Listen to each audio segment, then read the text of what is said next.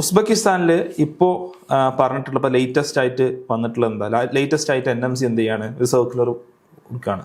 അതിൽ വളരെ സ്പെസിഫിക് ആയിട്ട് പറയാണ് this alert is being issued specifically in relation to admission sought by Indian nationals in medical institutions or colleges in Uzbekistan, namely Bukhara State Medical Institute, Samarkand State Medical Institute University, Tashkent State Medical University എന്ന് പറയാണ്.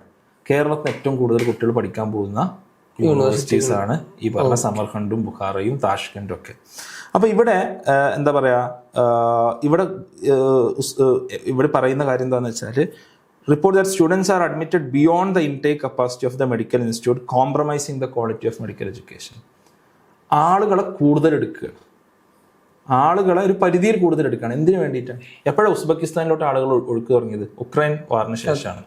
അതുപോലെ നമ്മൾ China, Russia ഇങ്ങനത്തെ സ്ഥലങ്ങളൊക്കെ പോകുന്നുണ്ട്. ചൈനക്കും റഷ്യക്കൊക്കെ അതിൻ്റെതായിട്ടുള്ള medical system ഉണ്ട്. Uzbekistan എന്ന് പറഞ്ഞാൽ ഒരു ചെറിയൊരു രാജ്യമാണ്. ആ രാജ്യത്ത് എത്ര ഡോക്ടർമാരെ വേണം? അപ്പൊ അവർ ഈ ഇൻസ്റ്റിറ്റ്യൂഷൻസ് പലതും ഉണ്ടാക്കി വെച്ചിട്ടുള്ളത് ആരെ പഠിപ്പിക്കാൻ വേണ്ടിയിട്ടാണ്? ഇന്ത്യക്കാരെ പഠിപ്പിക്കാൻ വേണ്ടിയിട്ടാണ്. നേരത്തെ നമ്മൾ ഫസ്റ്റ് പറഞ്ഞ UK വന്ന പ്രശ്നം അതാണ്. ആദ്യം ആളുകൾ കുറച്ച് കുഴപ്പമില്ലാത്ത യൂണിവേഴ്സിറ്റീസ് പോയി. അപ്പൊ ഇത് കുഴപ്പമില്ലാന്ന് അവിടുത്തെ ആൾക്കാർക്ക് തോന്നിയപ്പോൾ അവരെന്ത് ചെയ്തു? ഇന്ത്യക്കാർക്ക് വേണ്ടി പുതിയ യൂണിവേഴ്സിറ്റീസ് തന്നെ ഉണ്ടാക്കാൻ തുടങ്ങി.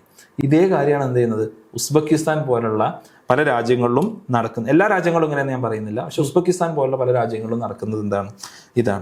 അപ്പൊ ഇതിൽ ഓരോന്നിലും റിസ്ക് അറിയണമെന്നുണ്ടെങ്കിൽ ഞാൻ പോകുന്ന ആളുകൾക്കുള്ള ഒരു ഗൈഡ് ലൈൻ എന്നുള്ള എനിക്ക് പറയാനുള്ളത്, ഒന്ന് നമ്മൾ നോക്കേണ്ടത് ആ രാജ്യത്ത് ലൈസൻസ് കിട്ടാനുള്ള നിയമങ്ങൾ എന്തെല്ലാമാണ്. ഇത് നമ്മൾ ശരിക്കും പഠിക്കണം.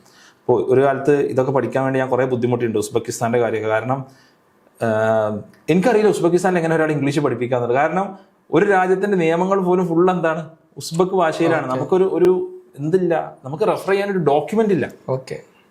ഉസ്ബെക്കിസ്ഥാൻ അവിടെ എന്നോട് പല ആൾക്കാരും എന്താണ് പ്രൈവറ്റ് കോൺവെർസേഷൻസിൽ പറഞ്ഞിട്ടുള്ളത് ഇംഗ്ലീഷിലാണ് പഠിപ്പിക്കുന്ന, ബുക്ക് മാത്രം ഇംഗ്ലീഷിലുള്ളൂ, പഠിപ്പിക്കാൻ ഇംഗ്ലീഷിൽ എന്തില്ല, ഇംഗ്ലീഷ് സംസാരിക്കാൻ ആർക്കും അറിയില്ല എന്ന് എന്നോട് പറഞ്ഞവരുണ്ട്. ഞാൻ